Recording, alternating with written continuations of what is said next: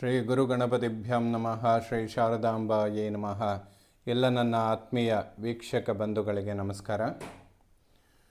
ವೀಕ್ಷಕರೇ, ಶ್ರೀ ವಿಶ್ವಾವಸುನಾಮ ಸಂವತ್ಸರ ಉತ್ತರಾಯಣ ಗ್ರೀಷ್ಮ ಋತು ಜ್ಯೇಷ್ಠ ಮಾಸ ಜೂನ್ ತಿಂಗಳ ಮಾಸ ಭವಿಷ್ಯಗಳನ್ನು ತಿಳ್ಕೊಳ್ಳೋಣ.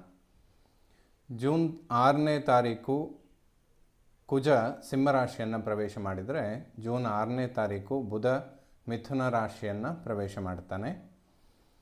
ಜೂನ್ 15ನೇ ತಾರೀಕು ಸೂರ್ಯ ವೃಷಭ ರಾಶಿಯಿಂದ ಮಿಥುನ ರಾಶಿಯನ್ನು ಪ್ರವೇಶ ಮಾಡ್ತಾನೆ. ಜೂನ್ 22ನೇ ತಾರೀಕು ಬುಧ ಮತ್ತೊಮ್ಮೆ ಮಿಥುನ ರಾಶಿಯಿಂದ ಕರ್ಕಾಟಕ ರಾಶಿಗೆ ಬರ್ತಾನೆ. ಇವೆಲ್ಲ ಜೂನ್ ತಿಂಗಳಲ್ಲಿ ಬದಲಾಗುವಂತಹ ಗ್ರಹಗಳ ಒಂದು ಮಾಹಿತಿಯಾಗಿರುತ್ತೆ. ಈ ಬದಲಾಗುವಂತಹ ಎಲ್ಲ ಗ್ರಹಗಳಿಂದ ಜೂನ್ ತಿಂಗಳಲ್ಲಿ ಸಿಂಹರಾಶಿಯವರ ಮಾಸ ಭವಿಷ್ಯ ಹೇಗಿರುತ್ತೆ ಅಂತ ನೋಡೋಣ. ಸಿಂಹಲಗ್ನ ಸಿಂಹರಾಶಿಯವರಿಗೆ ಲಗ್ನ ರಾಶಿಯ ಅಧಿಪತಿಯಾದಂತಹ ಸೂರ್ಯ ದಶಮ ಕೇಂದ್ರದಲ್ಲಿರ್ತಾನೆ 15ನೇ ತಾರೀಕಿನ ತನಕ. ತದನಂತರದಲ್ಲಿ ಏಕಾದಶ ಸ್ಥಾನಕ್ಕೆ ಬರ್ತಾನೆ ಗುರುವಿನ ಯುತಿಯಲ್ಲಿ. ರವಿ ಮತ್ತು ಗುರು ಪರಸ್ಪರ ಮಿತ್ರರಾಗಿರೋದ್ರಿಂದ ಅವರಿಬ್ಬರು ಏಕಾದಶದಲ್ಲಿ ಸಂಚಾರ ಮಾಡುವಂಥದ್ದು ಸಿಂಹರಾಶಿಯವರಿಗೆ ಬಹಳಷ್ಟು ಶುಭ ಫಲಗಳನ್ನು ಕೊಡುತ್ತೆ. ಜೂನ್ 6ನೇ ತಾರೀಕು ಕುಜ ಸಿಂಹರಾಶಿಗೆ ಬರ್ತಾನೆ. ಕುಜ ಮತ್ತು ಕೇತು ಎರಡೂ ಗ್ರಹಗಳು ಕೂಡ ಲಗ್ನ ರಾಶಿಯಲ್ಲಿರ್ತಾರೆ. ಆದಷ್ಟು ಸಿಂಹ ಲಗ್ನದವರು ಆರೋಗ್ಯದ ಬಗ್ಗೆ ಹೆಚ್ಚಿನ ಗಮನ ಕೊಡುವಂಥ ಅವಶ್ಯಕತೆಗಳು ಈ ಮಾಸದಲ್ಲಿರುತ್ತೆ. ಕುಜ 1.5 ತಿಂಗಳ ಕಾಲ ಒಂದು ರಾಶಿಯಲ್ಲಿರ್ತಾನೆ. ಜನ್ಮ ರಾಶಿಯಲ್ಲಿರುವ ಕುಜ ಆಲ್ಮೋಸ್ಟ್ 1.5 ತಿಂಗಳು ಅದೇ ರಾಶಿಯಲ್ಲಿರ್ತಾನೆ. ಸರ್ಪದೋಷಗಳು ಜನ್ಮಲಗ್ನ ಅಥವಾ ಜನ್ಮ ರಾಶಿಯಲ್ಲಾದಾಗ ಆರೋಗ್ಯದ ಮೇಲೆ ಹೆಚ್ಚಿನ ಪ್ರಭಾವಗಳನ್ನು ಬೀರುತ್ತೆ. ಅದು ಜೊತೆಗೆ ಅಷ್ಟಮ ಶನಿಯ ಪ್ರಭಾವಗಳು ಕೂಡ ಇರೋದರಿಂದ ಸಿಂಹಲಗ್ನದವರು ಹೆಚ್ಚಿನದಾಗಿ ಆರೋಗ್ಯದ ಬಗ್ಗೆ ಗಮನ ಕೊಡಬೇಕು. ಪರಿಹಾರ, ಯಾರಿಗಾದರೂ ಸಮಸ್ಯೆಗಳಿದ್ದರೆ, ಆರೋಗ್ಯದ ಬಗ್ಗೆ ಏನಾದರೂ ತೊಂದರೆಗಳು ಬಂದಾಗ ಸುಬ್ರಹ್ಮಣ್ಯನ ಆರಾಧನೆ ಮಾಡುವಂಥದ್ದು. ಈ ಮಾಸದಲ್ಲಿ ಹೆಚ್ಚಾಗಿ ಸುಬ್ರಹ್ಮಣ್ಯನ ಸ್ತೋತ್ರಗಳನ್ನು ಪಠನೆ ಮಾಡಿ, ಸುಬ್ರಹ್ಮಣ್ಯನ ದರ್ಶನ ಮಾಡಿ, ಪವಮಾನ ಅಭಿಷೇಕ ಇಂತಹ ಸೇವೆಗಳನ್ನು ಮಾಡೋದು ತುಂಬ ಒಳ್ಳೆಯದು. ಯಾಕೆಂದರೆ ಕೇತು ಸಿಂಹರಾಶಿಯಲ್ಲೇ ಇರ್ತಾನೆ 1.5 ವರ್ಷಗಳ ಕಾಲ. ಹಾಗಾಗಿ ಅಷ್ಟಮ ಶನಿಯ ಪ್ರಭಾವಗಳು 2.5 ವರ್ಷ ಇರುತ್ತೆ. ಸೊ ಇವೆರಡೂ ಪರಿವರ್ತನೆಗಳು ಕೂಡ ಶನಿ ಮತ್ತು ಕೇತು ಆರೋಗ್ಯದ ಬಗ್ಗೆ ಹೆಚ್ಚಿನ ತೊಂದರೆಗಳನ್ನು ಕೊಡೋದಕ್ಕೆ ಅವರಿಬ್ಬರು ಪ್ರಮುಖವಾಗಿ ಕಾರಣರಾಗ್ತಾರೆ. ಅದಕ್ಕೆ ಸಂಬಂಧಪಟ್ಟಂತೆ ಏನಾದರೂ ಸಣ್ಣದಾಗಿ ಪರಿಹಾರಗಳನ್ನು ಮಾಡಿಕೊಂಡ್ರೆ ಆರೋಗ್ಯಕ್ಕೆ ತುಂಬ ಅನುಕೂಲಗಳು ಉಂಟಾಗುತ್ತೆ. ದ್ವಿತೀಯ ಭಾವವನ್ನು ವಾಕ್ಯ ಧನ ದಾಂಪತ್ಯ ಬಂಧು ಅನ್ನುವಂತಹ ಸ್ಥಾನ ಅಂತ ಹೇಳ್ತೇವೆ. ದ್ವಿತೀಯ ಸ್ಥಾನಾಧಿಪತಿಯಾಗಿ ಬುಧ ಏಕಾದಶದಲ್ಲಿ ತನ್ನ ಸ್ವಕ್ಷೇತ್ರದಲ್ಲಿರ್ತಾನೆ. ಸೊ ಇದು ಒಂದು ಅದ್ಭುತವಾದ ಪರಿವರ್ತನೆ. ಜೂನ್ 6ನೇ ತಾರೀಕು ಬುಧನ ಸಂಚಾರ ಸಿಂಹರಾಶಿಯವರಿಗೆ ಬಹಳಷ್ಟು ಅನುಕೂಲಗಳನ್ನು ಮಾಡಿಕೊಡುತ್ತೆ. ಧನಾಗಮನಗಳು ಶುಭ ಆಗುತ್ತೆ. ಅಷ್ಟಮದಲ್ಲಿರುವ ಶನಿ ಧನ ವ್ಯಯ ಮಾಡಿದರೂ ಕೂಡ ಗುರುಬಲ ಮತ್ತು ಬುಧನ ಸಂಚಾರ ಇದೆರಡು ಜೂನ್ ತಿಂಗಳಲ್ಲಿ ಬಹಳಷ್ಟು ಅನುಕೂಲಗಳನ್ನು ಮಾಡಿಕೊಡುತ್ತೆ. ಸಿಂಹರಾಶಿಯವರಿಗೆ ಗುರುಬಲ ಪ್ರಾರಂಭ ಆಗಿರೋದು ಹಲವಾರು ವಿಚಾರಗಳಿಗೆ ಅನುಕೂಲ ಆಗುತ್ತೆ. ಆಲ್ಮೋಸ್ಟ್ ಲೌಕಿಕ ಪ್ರಪಂಚದಲ್ಲಿ ಅತಿ ಮುಖ್ಯವಾಗಿ ಬೇಕಾಗಿರುವಂತಹ ಎಲ್ಲ ವಿಚಾರಗಳಿಗೆ ಸಿಂಹರಾಶಿಯವರಿಗೆ ಈ ಗುರುಬಲದ ಅವಶ್ಯಕತೆ ತುಂಬ ಇತ್ತು ಅಂತ ಹೇಳ್ಬೋದು. ವಿದ್ಯಾರ್ಜನೆ ಮಾಡುವಂಥವರಿಗೆ ಬಹಳ ಶುಭ ಆಗುತ್ತೆ. ಸಂತಾನ ಅದ್ಭುತ. ವಿವಾಹದ ಅಂಚಿನಲ್ಲಿರುವಂಥವರಿಗೆ ಬಹಳ ಶುಭ ಫಲಗಳನ್ನು ಕೊಡುತ್ತೆ ಈ ಗುರುಬಲ. ಉದ್ಯೋಗದಲ್ಲಿ ಏನಾದರೂ ಪರಿವರ್ತನೆಗಳು ಅಥವಾ ಪ್ರಮೋಷನ್ಗಳನ್ನು ಖಂಡಿತವಾಗ್ಲೂ ಎಕ್ಸ್ಪೆಕ್ಟ್ ಮಾಡ್ಬೋದು.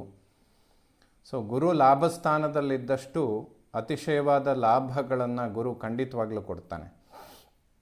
ಆದರೂ ಅಷ್ಟಮದಲ್ಲಿರುವಂತಹ ಶನಿ ಅನುಕೂಲಗಳಾಗ್ತಾ ಇದ್ದರೂ ಕೂಡ ಸ್ವಲ್ಪ ಟೆನ್ಷನ್ಗಳನ್ನು ಪದೇ ಪದೇ ಕ್ರಿಯೇಟ್ ಮಾಡ್ತಾನೆ. ಅದಕ್ಕೆ ಬರೀ ಅನುಕೂಲಗಳನ್ನೇ ನೋಡಬೇಕು, ಸಮಸ್ಯೆಗಳೇ ಬರಬಾರ್ದು ಅಂತಿದ್ದರೆ ಅದಕ್ಕೆ ಕೆಲವು ಸಣ್ಣ ಪುಟ್ಟ ಪರಿಹಾರಗಳನ್ನು ಮಾಡಿಕೊಳ್ಳುವಂಥದ್ದು ಸೂಕ್ತ.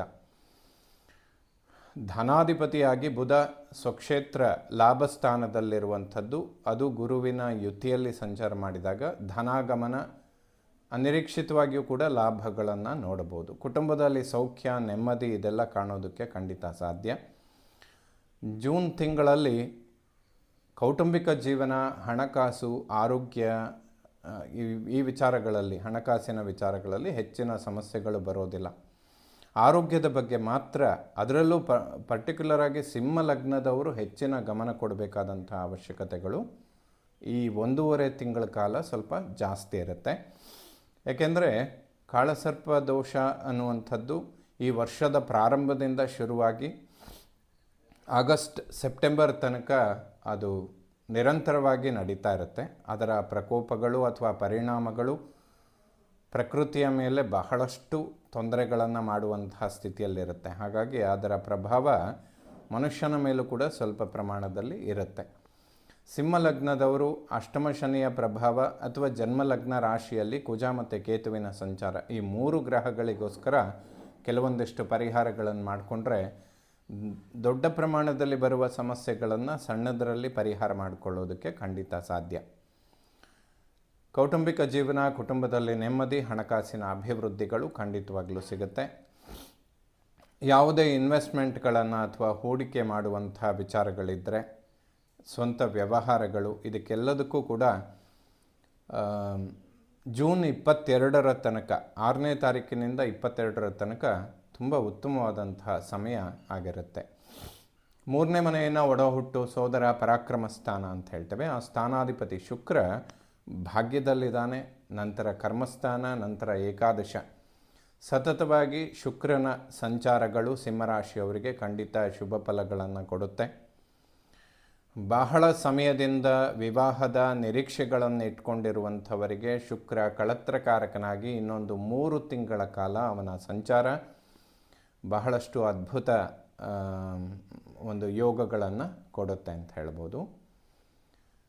ಒಡಹುಟ್ಟುಗಳ ನಡುವೆ ಸಾಮರಸ್ಯ ಚೆನ್ನಾಗಿರುತ್ತೆ. ಸೋದರ ಸೋದರಿಯರ ನಡುವೆ ಸಾಮರಸ್ಯ ತುಂಬ ಅದ್ಭುತವಾಗಿರುತ್ತೆ.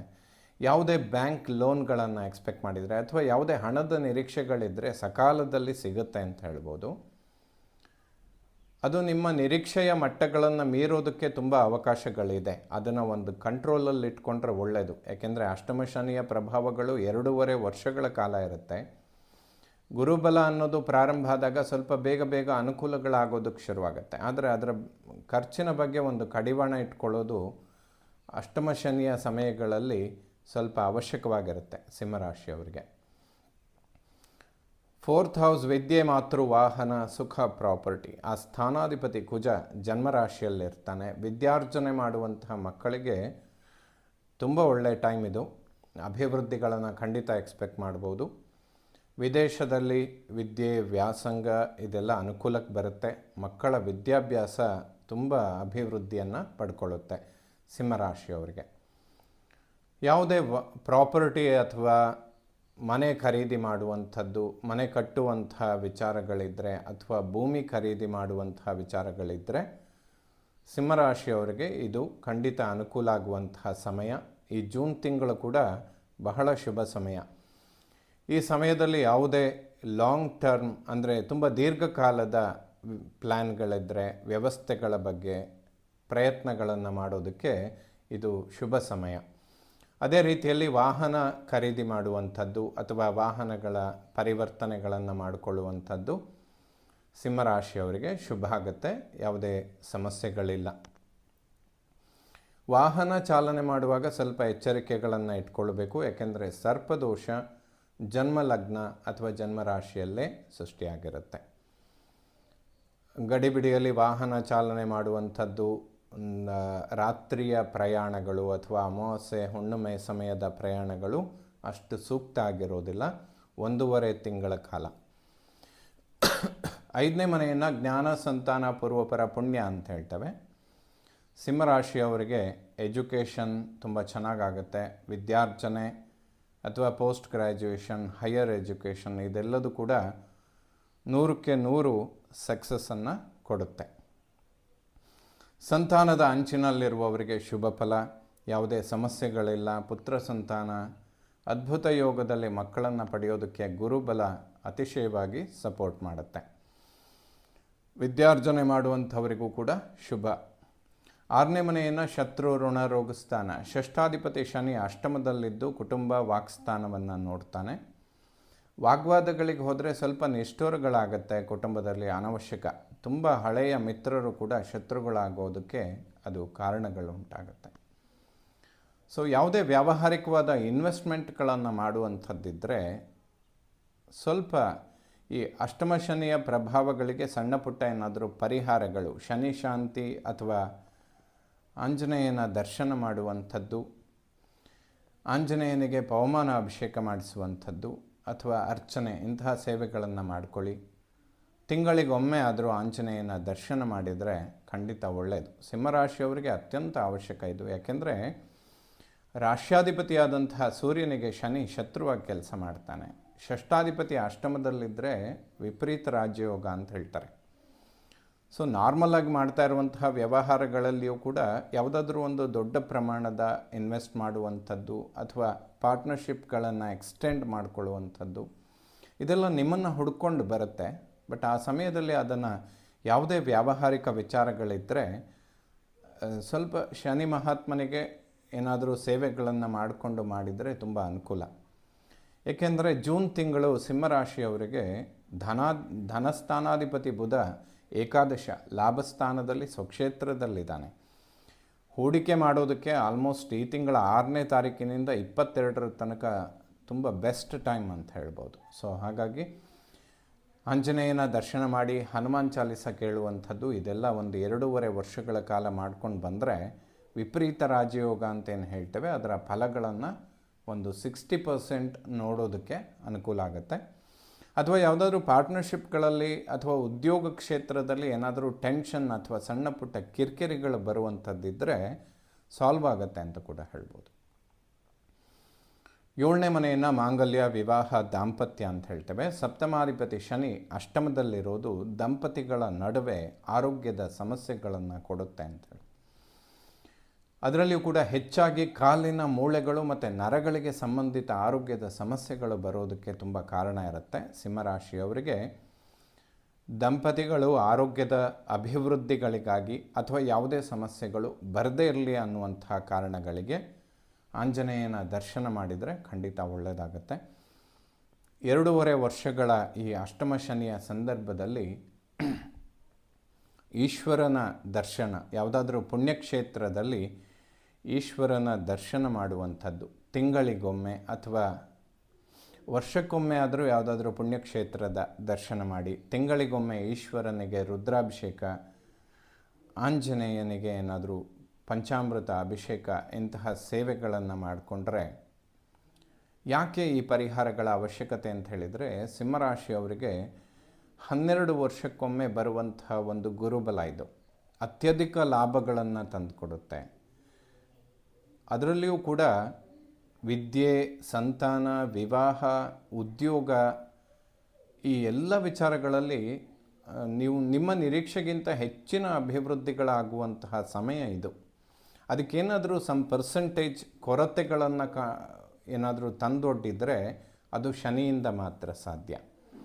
ಹಾಗಾಗಿ ಆ ಮಹಾತ್ಮರನ್ನು ಸ್ವಲ್ಪ ತಂಪು ಮಾಡಿಕೊಂಡ್ರೆ ಗುರು ಇನ್ನಷ್ಟು ಕೊಡೋದಕ್ಕೆ ಸಾಧ್ಯ ಆಗುತ್ತೆ. ಅಥವಾ ಅವನು ಕೊಡೋದರಲ್ಲಿ ಏನಾದರೂ ಅಡೆತಡೆಗಳು ಬರುವಂಥದ್ದಿದ್ದರೆ ಸಾಲ್ವ್ ಆಗುತ್ತೆ ಅಂತ ಕೂಡ ಹೇಳ್ಬೋದು. ಹಾಗಾಗಿ ಶನೀಶ್ವರನಿಗೆ ಪರಿಹಾರಗಳನ್ನು ಮಾಡಿಕೊಂಡ್ರೆ ದಂಪತಿಗಳ ಆರೋಗ್ಯದಲ್ಲಿ ಅಭಿವೃದ್ಧಿ ಆಗುತ್ತೆ.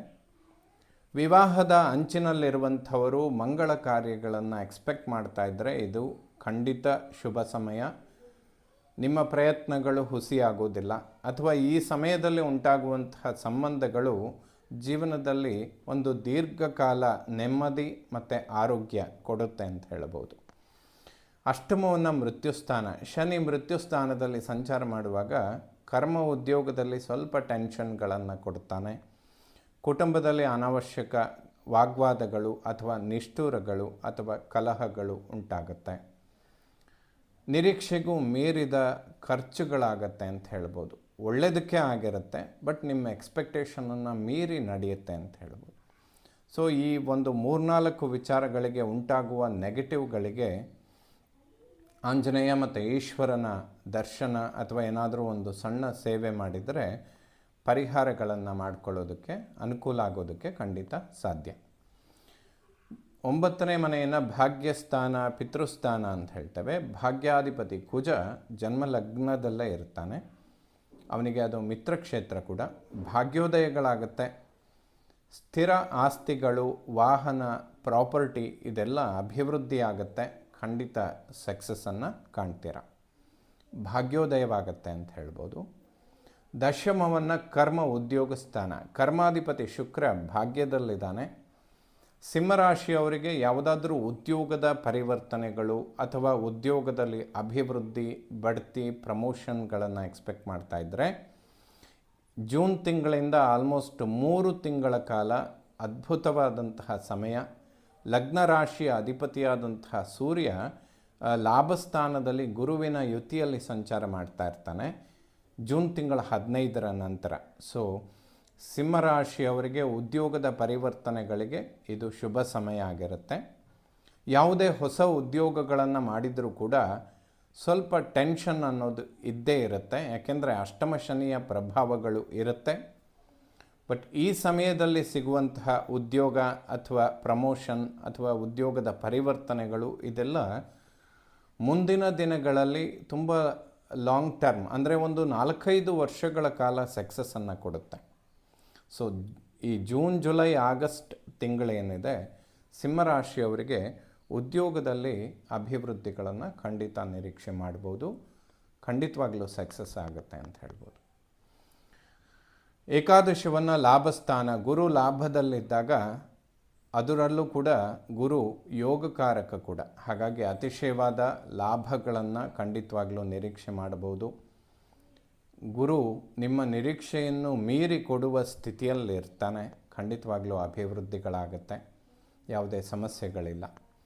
ವ್ಯಯಭಾವವನ್ನು ಮೋಕ್ಷ ಸ್ಥಾನ ಅಂತ ಹೇಳ್ತೇವೆ. ಆ ಸ್ಥಾನದ ಮೇಲೆ ಯಾವುದೇ ಪಾಪಗ್ರಹಗಳ ಸಂಬಂಧ ಬರೋದಿಲ್ಲ. ಗುರು ಆರಾಧನೆ ಮಾಡ್ಕೊಳ್ಳಿ. ಗುರು ಚೆನ್ನಾಗಿದ್ದಾನೆ ಆದರೂ ಕೂಡ ಗುರುಗಳಿಗೆ ಸಂಬಂಧಪಟ್ಟ ಸ್ತೋತ್ರಗಳನ್ನು ಪಠನೆ ಮಾಡಿ. ಶನಿ ದೋಷಗಳು ಪರಿಹಾರ ಆಗುತ್ತೆ. ರಾಹುವಿನ ಮೇಲೆ ಗುರುದೃಷ್ಟಿ ಬೀಳೋದ್ರಿಂದ ಚಾಂಡಾಲನಾದಂತಹ ರಾಹು ಗುರುದೃಷ್ಟಿಯಿಂದ ಕೋದಂಡನಾಗ್ತಾನೆ ಅಂತ. ಇದರ ಅಭಿವೃದ್ಧಿಗಳು ಬಹಳಷ್ಟು ಕೊಡುತ್ತೆ ಸಿಂಹರಾಶಿಯವರಿಗೆ. ಪರ್ಟಿಕ್ಯುಲರ್ ಆಗಿ ಸಿಂಹ ಲಗ್ನದವರು ಸ್ವಲ್ಪ ಆರೋಗ್ಯದ ಬಗ್ಗೆ ಗಮನ ಕೊಡಬೇಕು. ಬಿಟ್ಟರೆ ಉಳಿದಂತೆ ಈ ಗುರುಬಲ ಸಿಂಹರಾಶಿಯವರಿಗೆ 1 ವರ್ಷಗಳ ಕಾಲ ಬಹಳಷ್ಟು ಅಭಿವೃದ್ಧಿಗಳನ್ನು ಕೊಡುತ್ತೆ. ಸ್ಥಿರ ಆಸ್ತಿಗಳ ಅಭಿವೃದ್ಧಿಗಳನ್ನು ಮಾಡಿಕೊಳ್ಳೋದಕ್ಕೆ ತುಂಬ ಶುಭ ಸಮಯ. ಅದರಲ್ಲೂ ಜೂನ್ ತಿಂಗಳಿಂದ ಆಲ್ಮೋಸ್ಟ್ ಸೆಪ್ಟೆಂಬರ್, ಅಕ್ಟೋಬರ್ ತನಕ ಅತಿ ಉತ್ತಮವಾದಂತಹ ಸಮಯ ಅಂತ ಕೂಡ ಹೇಳ್ಬೋದು. ಎಲ್ಲ ನವಗ್ರಹಗಳು ಕೂಡ ಸಿಂಹರಾಶಿಯವರಿಗೆ ಈ ಜೂನ್ ತಿಂಗಳಲ್ಲಿ ಶುಭ ಫಲಗಳನ್ನೇ ಕೊಡುವಂಥವರಾಗಲಿ.